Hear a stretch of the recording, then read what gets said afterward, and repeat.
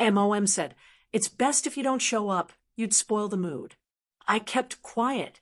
2 months later, she stumbled upon my wedding video going viral across the globe.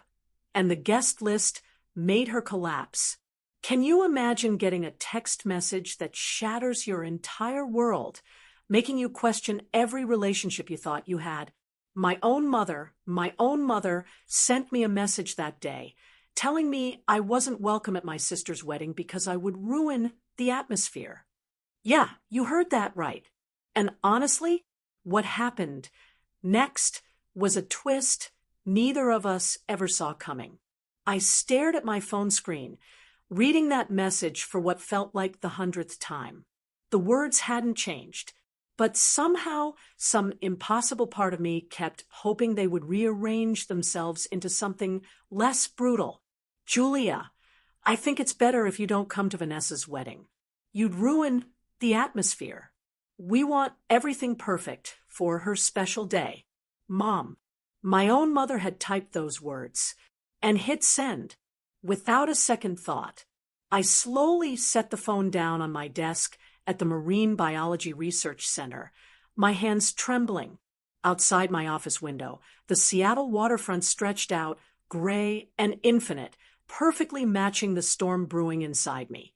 29 years old, and I was still the disappointment, the daughter who chose studying coral reef ecosystems over law school, the one who wore practical clothes instead of designer labels, the sister who just didn't fit the picture my family wanted to project. Vanessa, my younger sister by 3 years, was getting married in 6 weeks. She'd landed exactly the kind of man our parents dreamed about. Gregory, a corporate finance executive with a corner office and a trust fund. Their engagement had been announced at the country club, of course. The wedding, an exclusive vineyard outside Portland, 200 guests, a price tag that made my annual salary look like pocket change, and I was uninvited. I picked up my phone again, scrolled through the family group chat. I'd been quietly removed from it 2 days ago. I only knew because my cousin Bethany had accidentally sent me a screenshot while complaining about her bridesmaid dress. The chat was buzzing with excited planning, flower arrangements, menu tastings, and absolutely zero mentions of me. My office door opened. Killian walked in, carrying 2 cups of coffee, his dark hair damp from the Seattle rain. He took one look at my face and set both cups down carefully. "What happened?" he asked, his voice soft. Killian worked in oceanography, same floor. We'd been dating for 8 months, though my family knew nothing about him. Why would they? They never asked about my life. I handed him my phone. He read the message, his jaw tightening. "Your mother actually wrote this, word for word. Julia, this is..." He stopped, clearly searching for a word that wouldn't be too harsh. Killian had grown up in Dublin, moved to the States for grad school, and still sometimes struggled with how casually cruel American families could be. "It's typical," I finished for him, a bitter laugh escaping. "This is how they've always treated me." He sat down in the chair across from my desk. "Tell me." So I did. I told him about growing up as the daughter who just didn't quite measure up, about how Vanessa had been crowned the golden child from birth. Prettier, more charming, better at playing the social games our parents valued. About how I'd been compared to her at every turn and found wanting. "You're too serious, Julia." Mom would say, "Why can't you be more like your sister?" I told him about the time I won a national science competition at 16, and my parents missed the awards ceremony because they were at Vanessa's dance recital, about how they practically forgot my college graduation because they were helping Vanessa move into her first apartment, about how my research on marine ecosystem preservation had been published in a major journal, and Dad had just said, "That's nice, honey," before returning to discussing Vanessa's promotion at her marketing firm. Every achievement I've ever had has been invisible to them. I said quietly, the words aching, but Vanessa sneezes and they throw a parade. Killian reached across the desk and took my hand. You know this says everything about them and nothing about you, right? I wanted to believe him, but 3 decades of being treated as less than had carved deep grooves into my sense of self-worth. The worst part, I continued, I don't even dislike Vanessa. She's never been deliberately cruel. She just exists in this bubble where everything comes easily, and she doesn't understand why I can't just be happy for her all the time. Are you going to respond to your mother? Killian asked. I looked at the message again. Part of me wanted to send back something cutting, something that would make her feel a fraction of the hurt she had just caused me. But I knew it wouldn't matter. She'd just paint me as overly sensitive, as usual, the difficult daughter, making everything about herself. No, I said finally, I'm not going to respond. Killian studied me carefully. What are you thinking? I was thinking about how I had spent my whole life trying to earn their approval, how I had swallowed every slight, every dismissal, every moment of being overlooked, how I had convinced myself that if I just worked hard enough, achieved enough, they would finally see me. But they never would. That message made it crystal clear. I'm thinking, I said slowly, that I'm done caring what they think. Killian smiled, but there was something cautious in his expression. Should I be worried about that look on your face? He teased. What look? The one that usually appears right before you solve an impossible research problem. The one that means you've stopped accepting the situation as it is and started planning how to change it. I laughed, despite myself. He knew me too well. My phone buzzed with a new message, this time from Vanessa. Mom told me she uninvited you. I'm sorry, Jules, but honestly, it might be for the best. The wedding is going to be really formal and sophisticated. And you know how you get awkward at those events. I don't want anything to go wrong on my big day. I showed Killian the message. His expression darkened. That's worse than your mother's message. He said, he was right. Mom's cruelty came from a lifetime of favoritism and shallow values. But Vanessa's casual dismissal, wrapped in false sympathy, cut deeper. It confirmed what I had always suspected. Even my sister saw me as an embarrassment. That evening, I sat in Killian's apartment overlooking Elliott Bay, watching ferries cross the dark water. He was cooking dinner, something with garlic and wine that smelled incredible. His apartment was nothing like the sterile perfection of my parents' house. It was warm, lived in, filled with books and plants and photographs from his travels. Tell me about your family, I said suddenly. He looked up from the stove, surprised. You know about my family. Tell me again. He wiped his hands on a towel and came to sit beside me on the couch. Well, there's my ma, who still calls me every Sunday and asks if I'm eating properly. Maida, who sends me photos of every fish he catches. My 3 sisters, who never let me forget I'm the baby of the family, even though I'm 31. And they all came to your graduation, I said softly. All of them flew over from Ireland, even though it cost a fortune. Ma cried through the whole ceremony. He smiled at the memory. They stayed for 2 weeks. Drove me absolutely mad. And I loved every minute of it. I rested my head on his shoulder. That sounds nice. It is, he said, wrapping an arm around me. And you deserve that too, Julia. You deserve people who show up for you. We ate dinner, watching the city lights sparkle across the water. Killian told me about his latest project studying deep-sea thermal vents, and I updated him on my team's progress mapping coral bleaching patterns in the Pacific. This was what my family never understood, how passionate I was about my work, how meaningful it felt to contribute to ocean conservation, how the research center felt more like home than the house I grew up in. Later, as we cleaned up, Killian asked, "Have you given any thought to what I asked you last month?" I paused, a dish halfway to the drying rack. "Killian, I know the timing is complicated," he said quickly, "with everything happening with your family, but I meant what I said. I want to spend my life with you. Julia. He had proposed 4 weeks ago, right here in this kitchen. Nothing elaborate, just him holding my hands, telling me he loved me, and wanted forever with me. I had asked for time to think, and he had been patient. But now, with Vanessa's wedding approaching and my family's rejection fresh, something shifted inside me. Yes, I said. He froze. Yes, yes, I want to marry you. The dish slipped from my hands, clattering back into the sink. He crossed the kitchen in 2 strides and pulled me into his arms, lifting me off the ground. When he sat me down, he was grinning like a child on Christmas morning. You're serious? You're saying yes. I'm saying yes.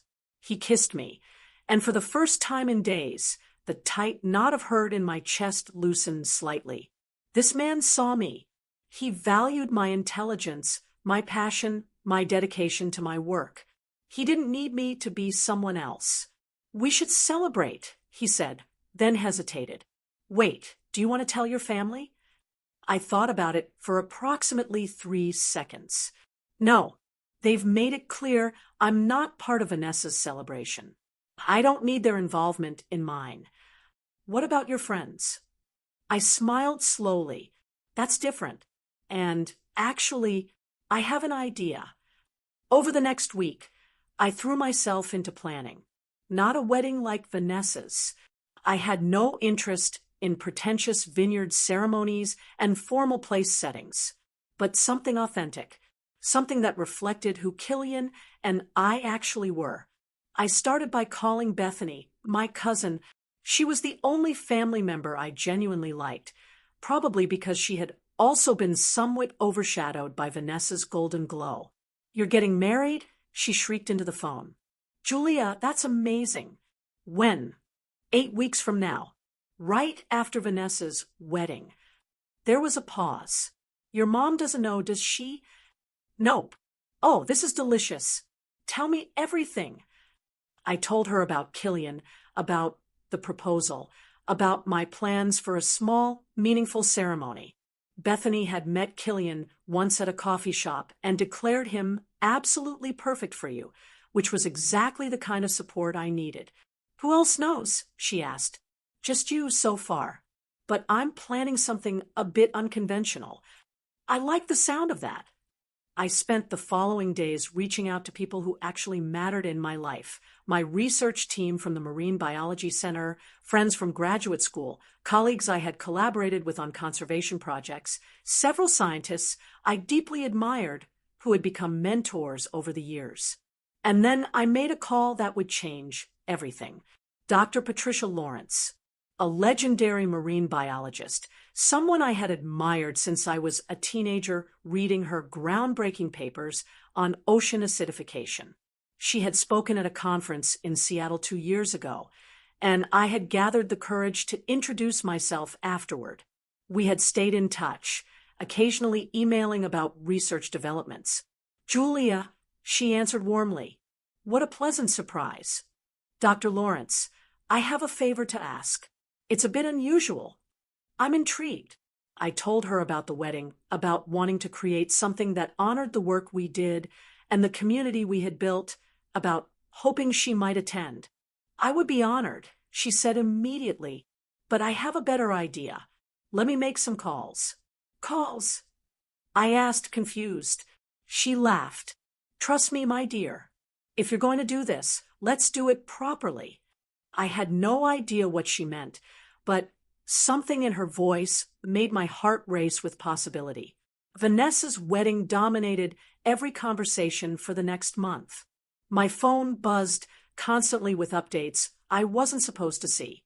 Bethany kept forwarding me screenshots from the family group chat, partly out of loyalty to me, and partly because she found the whole situation entertainingly absurd.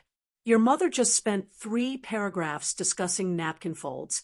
One message read, Vanessa is having a meltdown because the florist suggested cream, roses, instead of white, said another. I watched this performance of perfection from a distance, feeling oddly detached. A few months ago, being excluded would have devastated me. Now, as I plan my own wedding, I mostly felt relief that I wouldn't have to sit through 5 hours of performative elegance. My own preparations moved forward quietly. Dr. Lawrence had indeed made calls, and the responses had been stunning. 3 other prominent marine biologists confirmed they would attend. A documentary filmmaker, who had featured my research on coral preservation, said she would love to come. A National Geographic photographer I had worked with on a project in Australia sent his enthusiastic acceptance. Julia, Killian said one evening, reading through the guest list, "Do you realize who these people are? Scientists and friends, some of the most respected ocean conservation researchers in the world. There are people on this list with Wikipedia pages." I shrugged, but inside, something warm bloomed in my chest. These were people who valued what I did, who saw my work as important, who wanted to celebrate with me. The wedding venue itself had come together almost magically. One of my colleagues at the research center had a family property on Whidbey Island, a beautiful stretch of beach with views of the Puget Sound. Nothing fancy, but authentic and meaningful. We would have the ceremony at sunset right on the sand. "Very you," Bethany said when I showed her photos. "Your mom would absolutely hate it. That's not why I'm doing this." I clarified. "I know," she said with a grin, "but it's a nice bonus." Killian's family planned to fly in from Ireland. His mother had called me directly, welcoming me into the family with such genuine warmth that I had actually cried after hanging up. The contrast between her enthusiastic acceptance and my own family's rejection couldn't have been sharper. 2 weeks before Vanessa's wedding, I ran into my father at a coffee shop downtown. He looked surprised to see me, as if I were an acquaintance he had forgotten about rather than his daughter. "Julia, how are you?" "Fine, Dad. You busy with wedding preparations? Your sister's big day is coming up." An awkward pause stretched between us. I waited to see if he would mention the uninvitation, apologize, acknowledge the cruelty of it in any way. He did not. "Well," he said, "finally, I should get going. Good to see you." He left without asking about my job, my life, anything. I watched him walk away and felt nothing but a mild sense of closure. This was who he was, who they all were, and I was finally accepting it. Vanessa's wedding arrived on a gorgeous June Saturday. I spent the day at the beach on Whidbey Island with Killian, swimming in the cold water and planning final details for our own ceremony. My phone buzzed periodically with photos from Bethany. The vineyard decorated in cascading white flowers, Vanessa in an elaborate gown, guests arriving in formal wear. "It looks beautiful," Killian said, looking over my shoulder at one photo. "It does," I agreed. And it did. Vanessa looked happy. The setting was elegant. Everything appeared perfect. I felt no bitterness about it, which surprised me. Somewhere, in the process of planning my own wedding, I had stopped caring about hers. That evening, Bethany called. "So, your mom asked where you were today. What did you tell her?" "Nothing. I just said I hadn't seen you. But Julia," she seemed almost confused that you didn't show up anyway, despite being uninvited, like she expected you to come and grovel for a chance to sit in the back. That sounds about right. The whole thing was exactly what you'd expect. Lots of speeches about how perfect Vanessa is, how successful Gregory is, how proud your parents are. Not one mention of you, obviously. Obviously. Your mom kept talking about how this was the wedding of her dreams, how everything was absolutely flawless. Bethany paused. "Jules, I'm really glad you didn't come. You would have hated it." I was glad, too, because I was busy building something real, something that mattered to me. While Vanessa had her performative perfection, I had assembled a guest list of people who actually knew me, who valued me for who I was. 3 days after Vanessa's wedding, Dr. Lawrence called me. "Julia, I've been contacted by someone interesting. a producer from a streaming platform that creates documentary content. They're developing a series on ocean conservation efforts, and they want to feature your coral reef research. My heart jumped. Seriously? Very seriously. They were impressed by the paper you published last year, and they think your work would make compelling content. They want to interview you, film some of your research activities. She paused. They mentioned they'd also like to capture some personal moments. They specifically asked if there were any upcoming significant events in your life. I smiled slowly. Actually, there might be. I thought so. I may have mentioned you were getting married soon, Dr. Lawrence.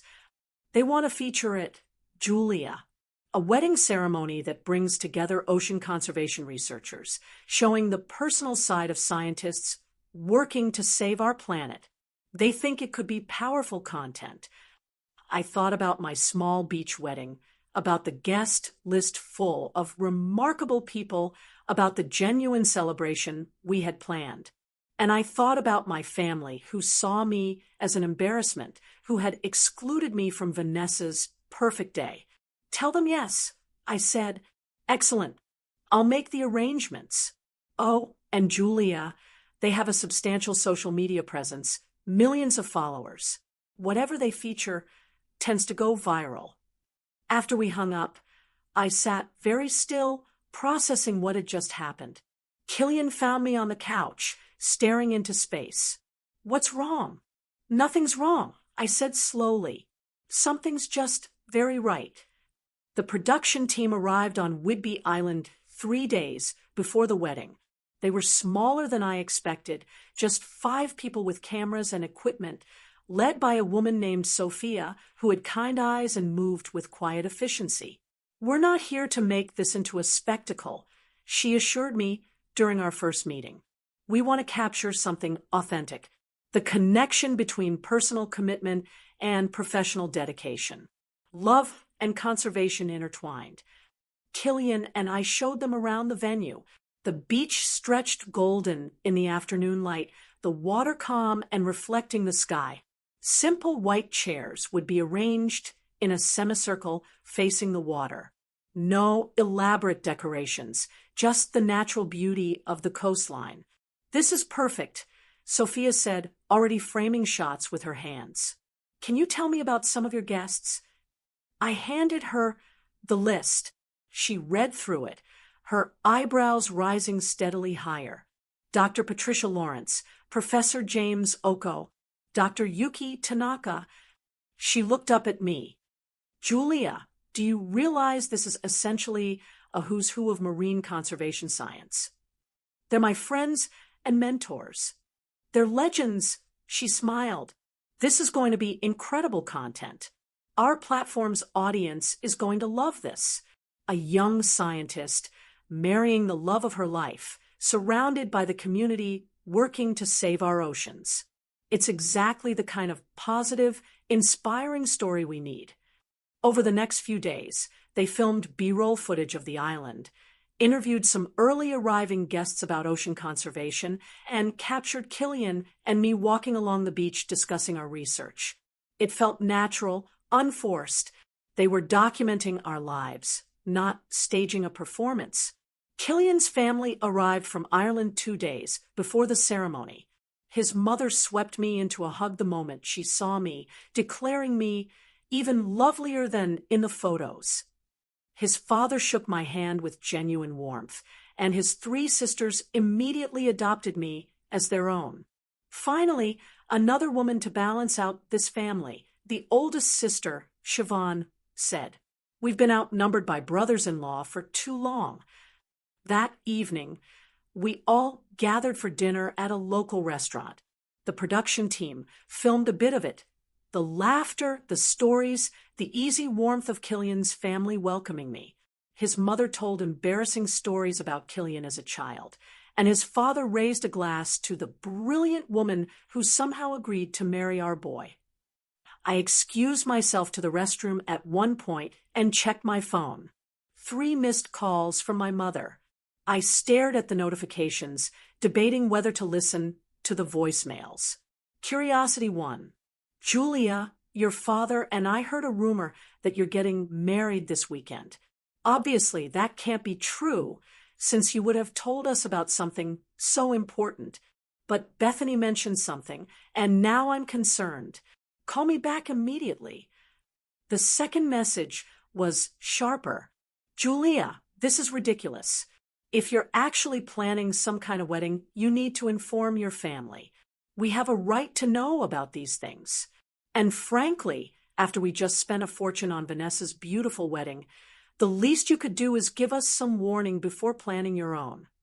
The third message made me smile. I spoke with Bethany again. She says you really are getting married on Saturday on a beach. Julia, what are you thinking? A beach wedding? That's so informal. And apparently you've invited complete strangers, but not your own family. This is unacceptable.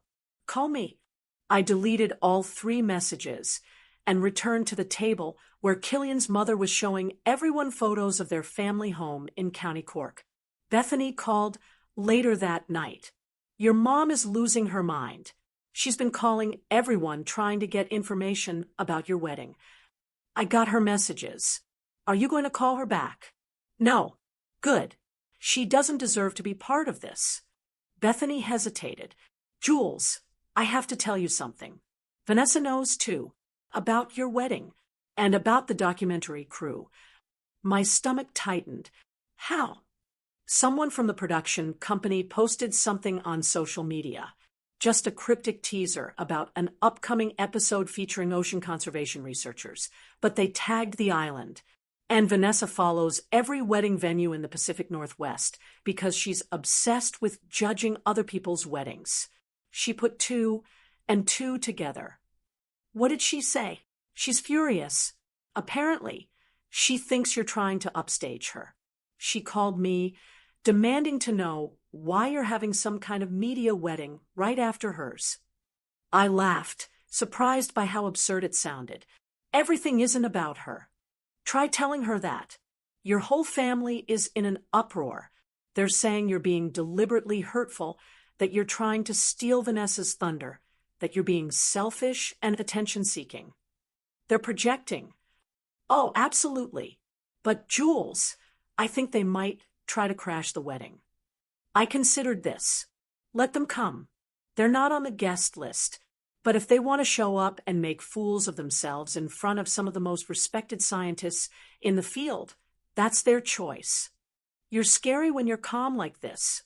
I'm done being hurt by them. Bethany, whatever they do, it says everything about who they are and nothing about who I am. The day before the wedding, Dr. Lawrence arrived with an entourage of colleagues. I watched from the beach house as distinguished scientists piled out of rental cars, greeting each other with the enthusiasm of old friends. These were people who had published groundbreaking research, who advised governments on environmental policy, who had dedicated their lives to understanding and protecting our oceans. And they were here for my wedding. Dr. Lawrence found me on the deck. Julia, I brought someone special. She introduced me to Dr. Elizabeth Ramos, a marine biologist whose work on ocean acidification had literally changed policy in multiple countries. She was in her 70s, with silver hair and sharp, intelligent eyes. I've read your research on coral bleaching patterns, Dr. Ramos said, shaking my hand. Impressive work. You're asking the right questions. Thank you. I managed. That means everything coming from you. Patricia tells me you come from a family that doesn't appreciate your work. I blinked, surprised by the directness. That's true. Then they're fools. She smiled. But you've built your own family here. Look around. These people respect you. They value what you contribute to this field. That's worth more than blood relations who can't see your worth. I felt tears prick my eyes. Thank you. That evening, the production team conducted interviews with various guests about the importance of ocean conservation. I watched Dr. Lawrence talk passionately about the next generation of scientists, specifically mentioning my research as an example of innovative thinking. Professor Oko discussed the need for more young women in marine biology, using me as a model of someone making significant contributions early in her career. Sophia pulled me aside. Julia, I need you to understand something. This content is going to reach millions of people. Our platform has a massive following, and this story, the wedding, your work, this community of scientists, it's exactly the kind of narrative that resonates. Are you prepared for that kind of attention? I thought about my family, about their obsession with appearances and status, about how they had excluded me from Vanessa's perfect wedding because I was an embarrassment. Yes, I said, I'm prepared. Saturday morning dawned clear and beautiful. I woke up in the beach house to the sound of waves and seagulls, with Bethany asleep in the other bed. She had arrived late the night before, declaring herself my official maid of honor, whether I wanted one or not. Big day, she said when she woke up. How are you feeling? Good. Really good, actually. No nerves about marrying Killian. None. About my family potentially showing up and causing a scene? A little. She sat up. If they show up, I'll handle them. You just focus on your day. The production team arrived early to capture getting ready footage. They filmed me in a simple white dress. Nothing elaborate, just something that felt like me. Comfortable, elegant, appropriate for a beach ceremony. Bethany helped with my hair, leaving it down in loose waves. You look beautiful, she said, and more importantly, you look happy. Guests began arriving around 3 in the afternoon. I watched from the window as rental cars pulled up, disgorging scientists from around the world.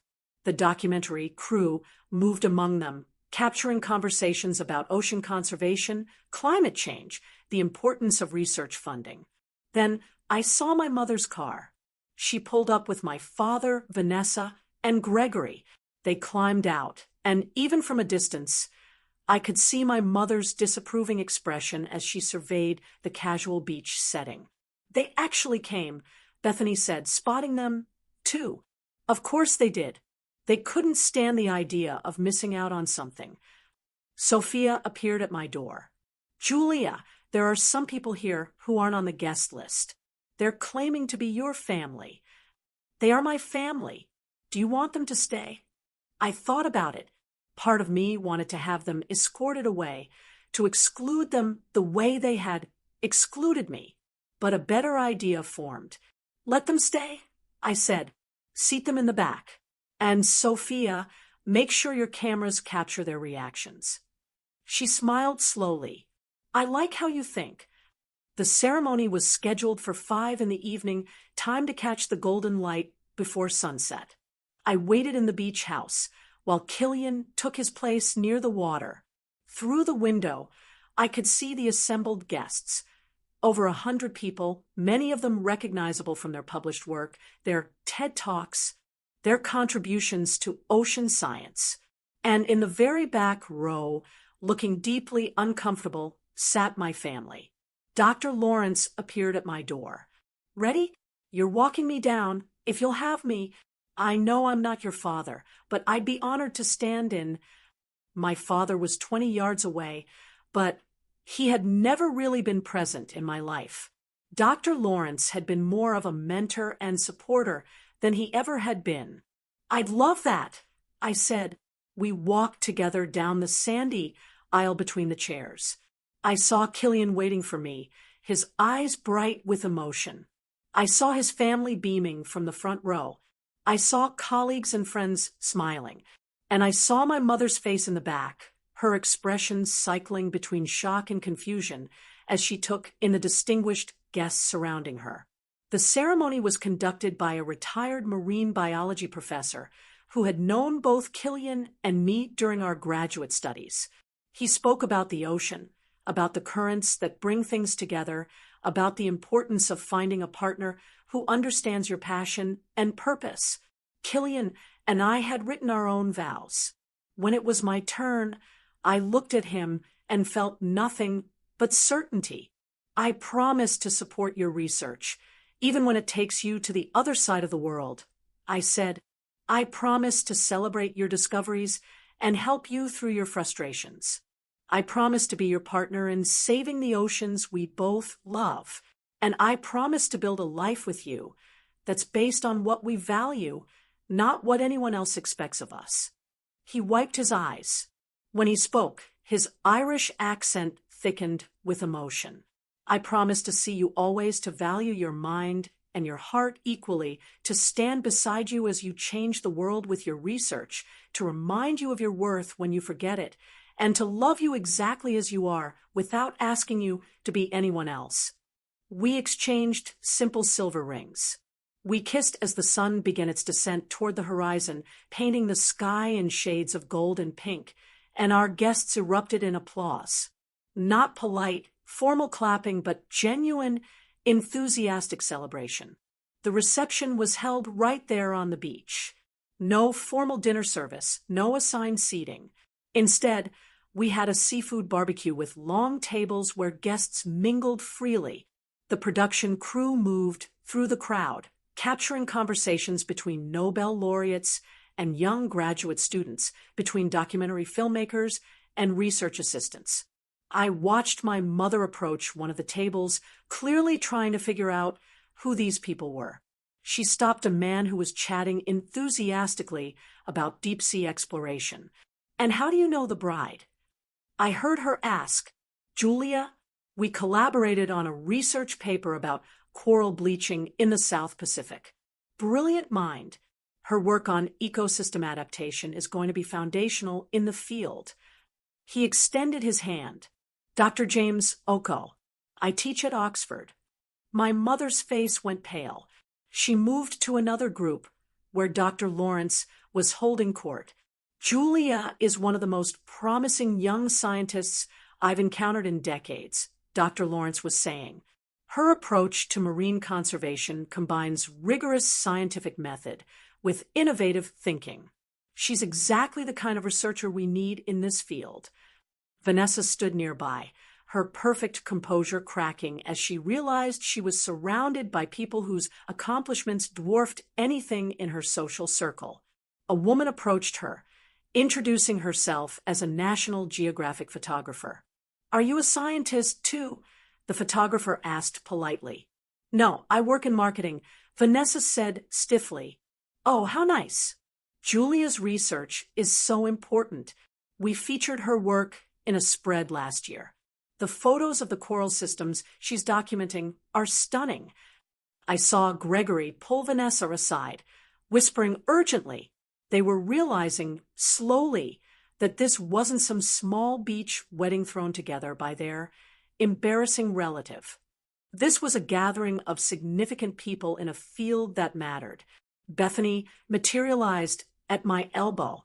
Your mom just asked me who all these people are. I told her they're Julia's friends and colleagues. She looked like she might faint. Good. Killian found me as the sky darkened and someone lit a bonfire on the beach. Are you happy? Extremely, even with your family here.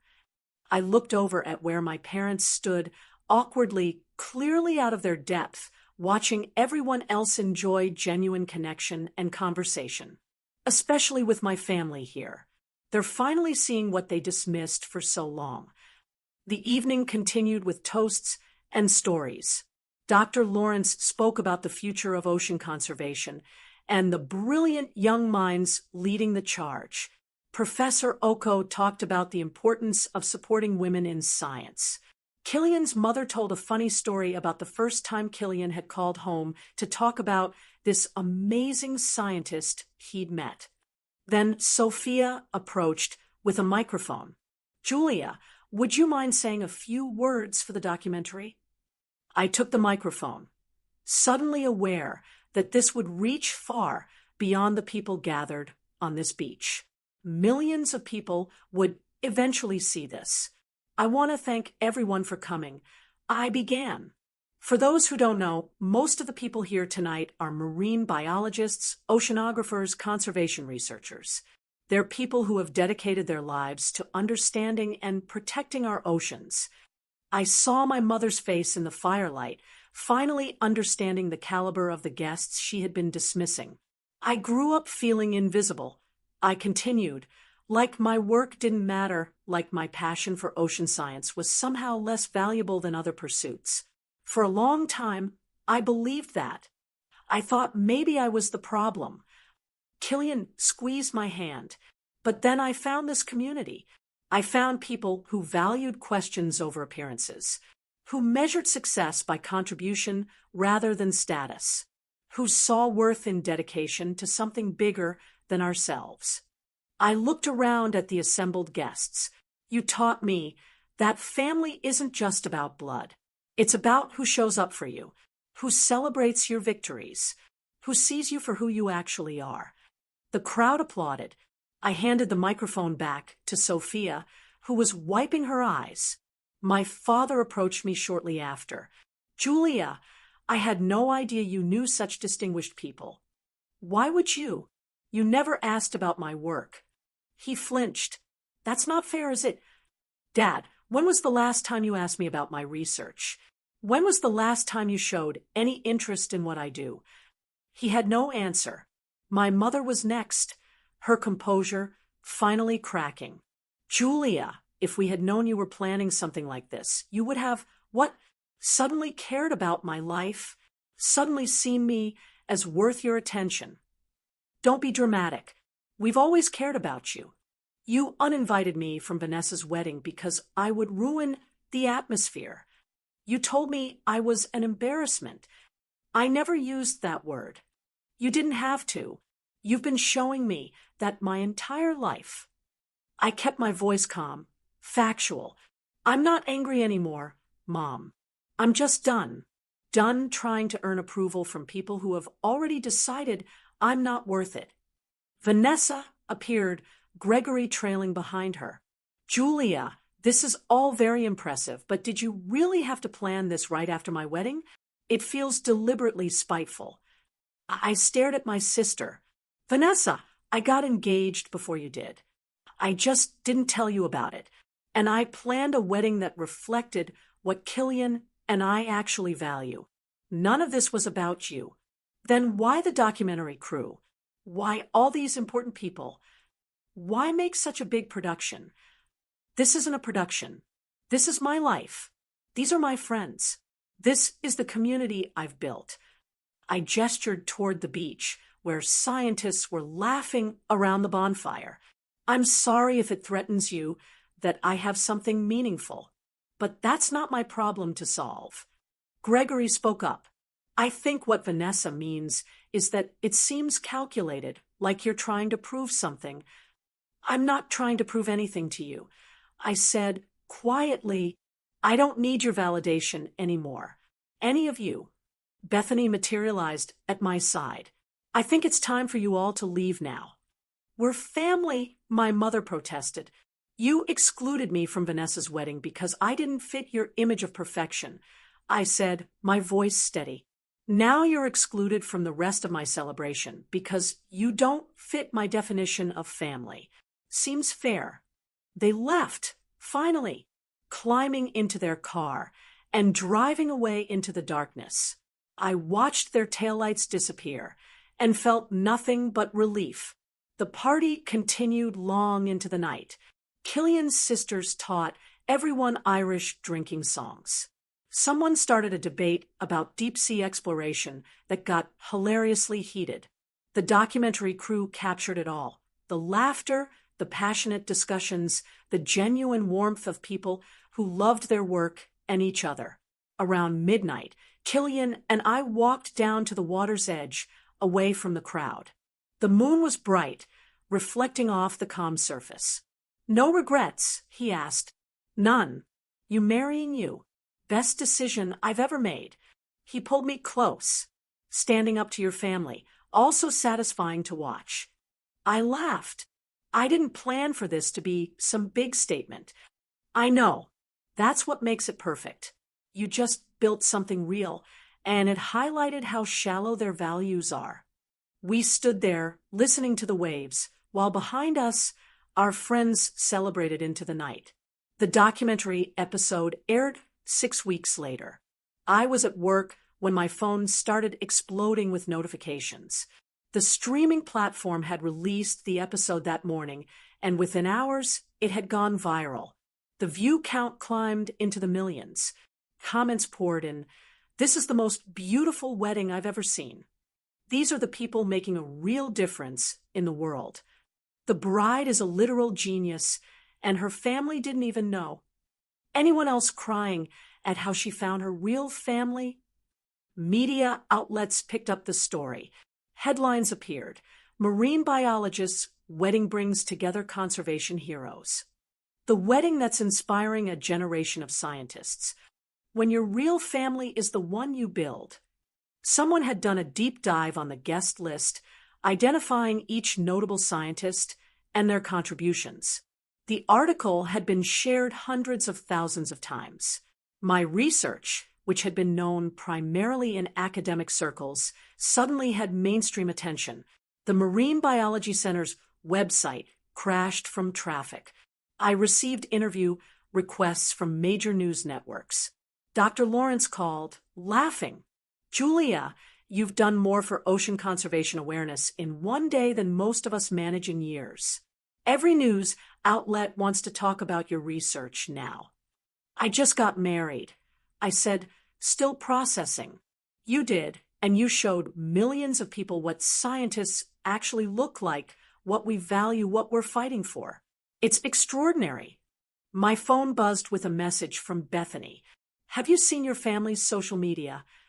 I had not. Curiosity made me look. Vanessa had posted a lengthy statement about how proud she was of her sister, how she'd always known I was destined for great things, complete with old photos of us together. The comments were brutal. "Didn't you just get married? Why is this about you? Your sister literally wasn't invited to your wedding. LOL. The performative support is embarrassing." My mother had shared the documentary episode with a caption about how blessed she was to have such accomplished daughters. The comments, there were even worse. The documentary literally mentions how unsupportive her family was. "Maybe show up for your kid before they're famous. This is sad. Just admit you messed up instead of trying to claim credit." The attention did not fade. If anything, it intensified over the following weeks. The documentary episode became one of the most watched pieces of content on the platform. News outlets continued to feature stories about the wedding, about ocean conservation, about the community of scientists working to protect marine ecosystems. I was invited to give a TED Talk. 3 different publishers reached out about writing a book. The research center received a massive donation specifically designated for my coral reef project, with a note from the donor saying they had been inspired by the documentary. My inbox overflowed with messages from young women considering careers in marine biology, saying I had inspired them. High school science teachers wrote to say they had shown the documentary to their classes. Environmental organizations asked me to speak at their events. Through it all, my family stayed conspicuously silent. No phone calls, no direct messages, just their increasingly desperate social media posts trying to associate themselves with my sudden visibility. Each one met with more skepticism and criticism than the last. Then, 3 months after the wedding, my mother called. I almost didn't answer, but something made me pick up. "Julia." Her voice sounded strained. "We need to talk." "Do we? Please. Can you meet me for coffee?" I considered refusing, but I was curious about what she wanted, and I had nothing to fear from her anymore. We met at a cafe near the waterfront. She arrived looking smaller than I remembered. Her usual confidence diminished. She ordered a latte and sat across from me, struggling to make eye contact. "I've been getting calls," she said finally, "from friends from the country club, from people at the company where your father works, about the documentary, about how we treated you." She twisted her napkin. "Someone made a compilation video. All the parts where you talked about feeling invisible, about your family not supporting your work. It's been shared everywhere. People recognize us now. They know we're your parents. And that bothers you. Julia, people are saying terrible things. They're calling us toxic parents. They're saying we abused you emotionally. Your father's colleagues have been asking him why he wasn't at his daughter's wedding. I sipped my coffee, waiting, and Vanessa, her company, let her go. They said something about image concerns, about not aligning with their values. She's been applying to other positions. But every interview goes badly once they realize who she is. Apparently, the video of her at your wedding looking uncomfortable around actual accomplished people has become some kind of meme. That's unfortunate. I said neutrally. Is that all you have to say? My mother's voice rose slightly.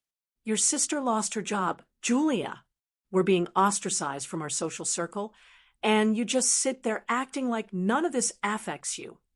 It doesn't affect me. It affects you. Those are consequences of your own choices. We made mistakes. I admit that, but did we really deserve this level of public humiliation? I set down my cup carefully. Mom, you uninvited me from Vanessa's wedding because I would ruin the atmosphere. You told me I was an embarrassment. You spent my entire life making me feel worthless because I didn't fit your narrow definition of success. I never meant, yes, you did. You meant every word. You just never expected anyone to care. You thought I'd stay quiet and invisible forever, accepting whatever scraps of attention you were willing to give me. I leaned forward, but I didn't do this to you. I didn't create a documentary to expose you. I just lived my life, celebrated my marriage with people who actually value me, and told my truth. The fact that the world responded the way they did, that's not on me. That's on you. So, you're not going to help us. Help you how? Issue a statement saying you were actually wonderful parents, and I was lying? Pretend that everything was fine. You could at least acknowledge publicly that we've reconciled, that we're working on our relationship. But we're not. We haven't reconciled. You haven't apologized, really apologized, for 31 years of dismissing me. You've just shown up upset that there are consequences. My mother's face hardened. You've become cruel, Julia. No, I've become honest. There's a difference. She stood abruptly. I hope you're satisfied. You've destroyed your sister's career and your family's reputation. I got married. I said quietly, that's all I did. Everything else is just the natural result of your own behavior finally being visible. She left without another word. I finished my coffee alone, watching the ferries cross the gray water, and felt a profound sense of peace. 2 weeks later, I received an email from Vanessa. Unlike my mother's phone call, this one seemed genuine. Julia, I know you probably don't want to hear from me. I don't blame you. I've had a lot of time to think since I lost my job, and I've been watching that documentary over and over, really watching it.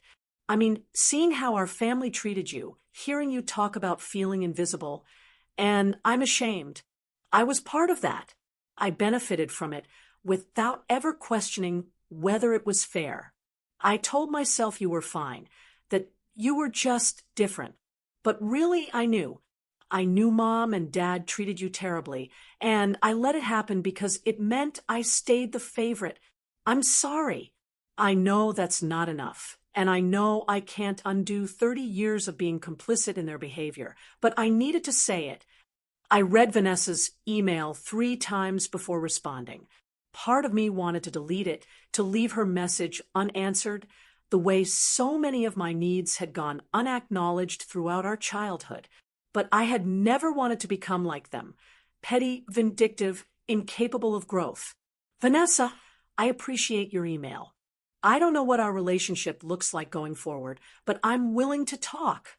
Not because I need anything from you, but because you seem to actually be reflecting on the past rather than just managing the fallout. We met for lunch a week later. She looked different, less polished, more uncertain. The armor of perfection she had always worn had developed cracks. "I've been in therapy," she said after we ordered, "since I lost my job. At first, I went because I was angry and wanted to talk about how unfair everything was, but my therapist kept pushing me to examine my own role in our family dynamic. And I realized I've spent my whole life performing, being the perfect daughter, the successful one, the golden child. I never questioned whether that role was built on putting you down."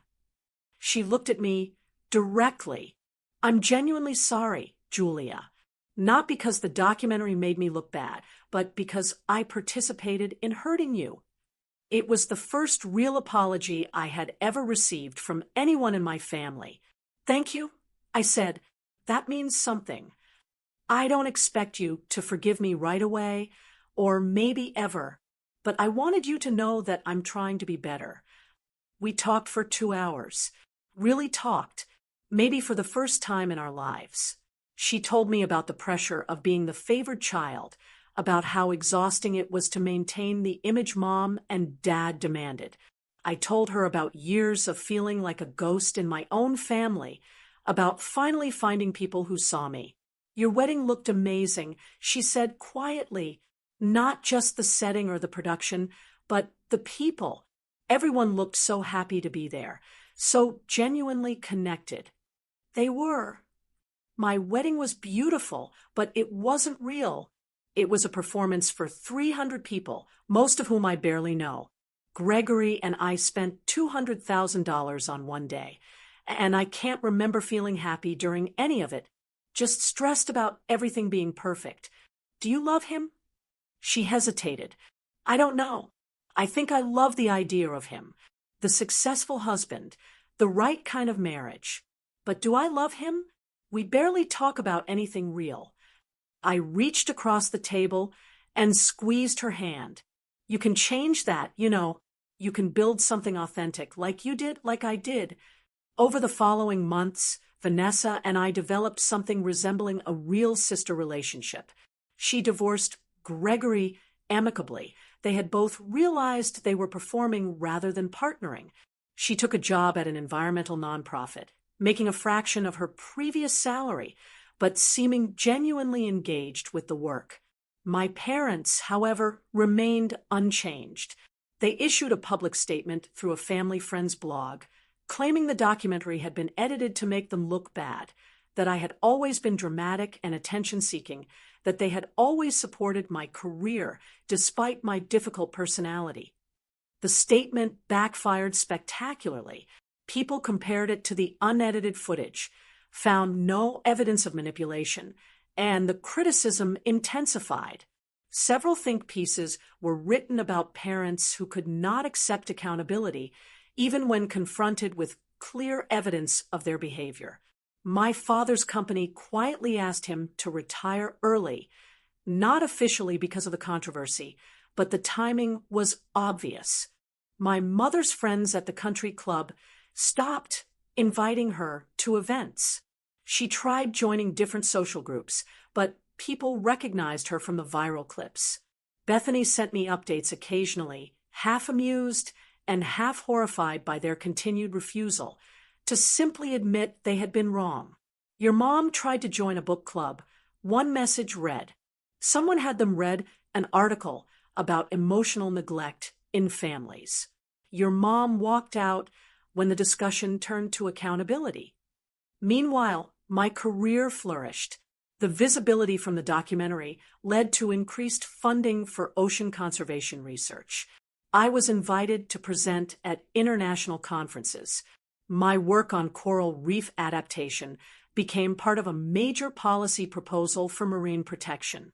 Killian and I bought a house with a view of the water. His family visited twice a year, filling our home with warmth and laughter. Dr. Lawrence became a regular dinner guest, along with other colleagues from the research center. We built the kind of life I had always wanted, filled with meaningful work, genuine relationships, and purpose beyond appearances. One evening, almost a year after the wedding, I was reviewing research data when Killian came into my office. There's someone at the door for you, he said, his expression odd. My father stood on our porch, looking older than I remembered. He held a small package. Julia, I hope we could talk. I considered closing the door, but curiosity won again. Come in. We sat in the living room. Killian brought coffee and then disappeared tactfully into his own office. My father looked around at our home. The bookshelves full of marine biology texts, the photographs of research expeditions, the framed publications. This is nice, he said finally. Very you. Thank you. He handed me the package. I found this while cleaning out the garage. I thought you might want it. Inside was my science fair trophy from high school, the national competition I had won while they were at Vanessa's dance recital, the one they had never acknowledged. I stared at the trophy, a flood of memories returning. I had been so proud of that win, had imagined my parents' faces when I told them. Instead, they had dismissed it with barely a glance, too focused on Vanessa's performance. Why are you giving this to me now? I asked. My father shifted uncomfortably. I've been thinking a lot since the documentary about the kind of father I was, or wasn't. He paused.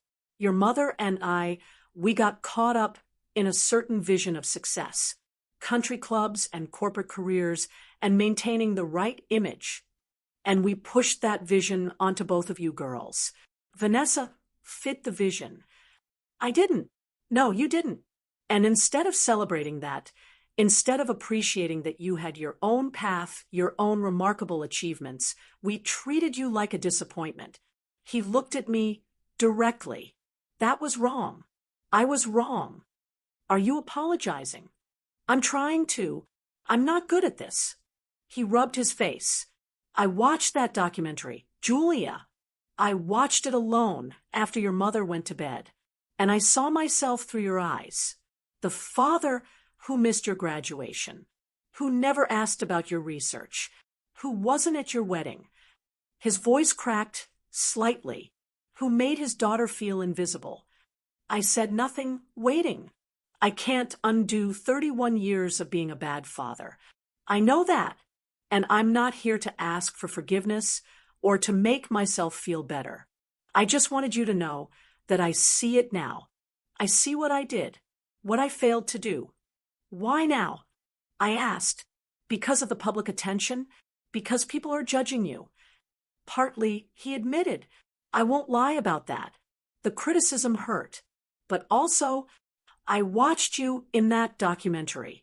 I saw you with those accomplished people, with Killian's family, with your colleagues. I saw you happy in a way I've never seen before. And I realized I didn't know you at all. My own daughter, and I had no idea who she really was. You never asked.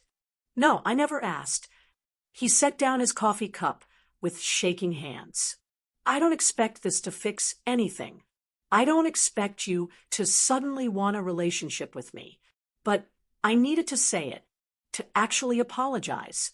Not to manage the optics, but because you deserved better than what I gave you. We sat in silence for a long moment. I turned the trophy over in my hands, remembering 16-year-old me, so desperate for my parents to be proud. Thank you for saying that. I finally said, it doesn't erase the past, but it matters. Is there any chance?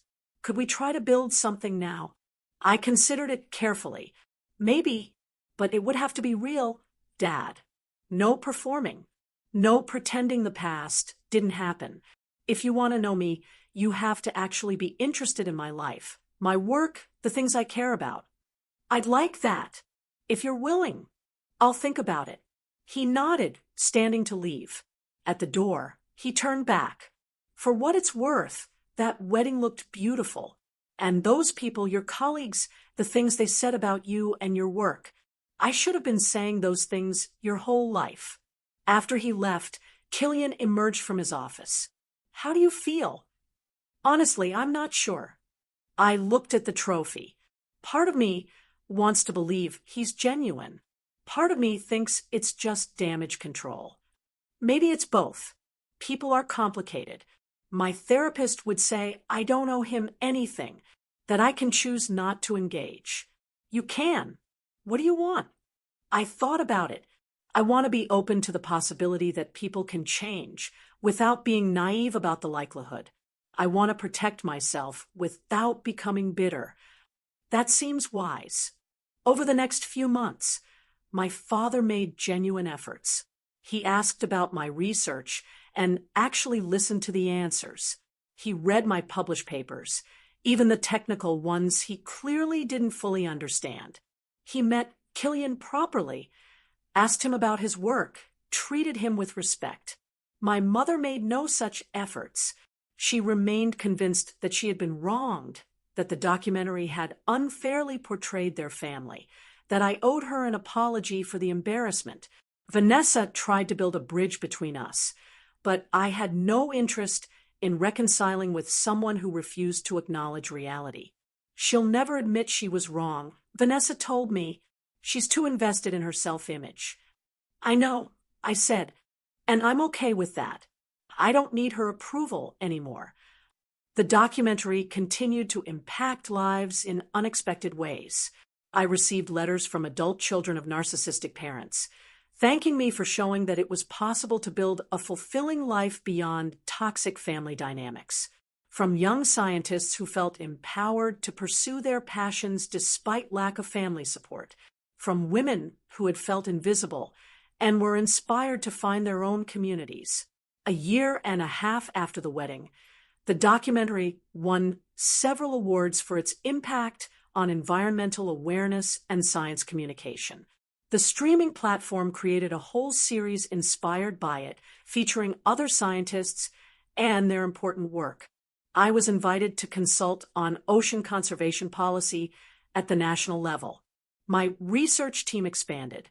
Killian and I talked about starting a family of our own, determined to do better than the models we had been given. My mother never recovered socially from the fallout. She lost her position on several charity boards when other members expressed discomfort with her presence. Her circle of friends dwindled to a handful of people who either hadn't seen the documentary or shared her inability to self-reflect. She spent her days bitter and isolated, convinced the world had treated her unfairly, never acknowledging her own role in her circumstances. My father eventually moved into a separate bedroom and lived a mostly independent life, maintaining cordial distance while pursuing his own tentative relationship with me. Vanessa built a genuine career in environmental work, using her marketing skills to promote conservation causes, and we became the sisters we should have been all along. As for me, I stood on a research vessel in the Pacific, watching the sun set over waters I was helping to protect, surrounded by colleagues who valued my contributions, married to a man who saw me completely, and I realized that the best revenge hadn't been the viral documentary or the public consequences my family faced. The best revenge was building a life so fulfilling, so meaningful, so authentically mine that their approval had become irrelevant. I had not just proven them wrong. I had proven to myself that I never needed them to be right. What about you? Have you ever had to choose between staying in a toxic family dynamic and finding your own sense of belonging and worth? How did you navigate that path? I'd love to hear your stories and your thoughts in the comments below.